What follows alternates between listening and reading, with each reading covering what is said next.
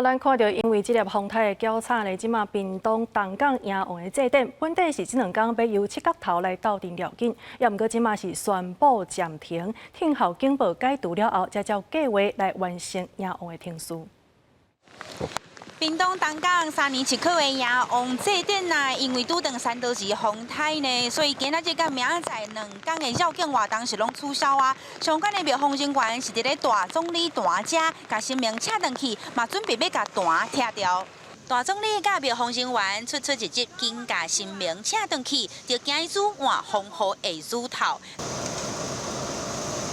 工作人员嘛，紧甲台仔拆掉，主本搭伫咧龙甲风身上千挂斤的乌鱼子甲柔鱼干，嘛拢全部拆落来，平安桥是拢拆了啊。毋过真侪信众嘛是搁趁下晡时闪雨芳，大大细细就去东龙宫拜拜。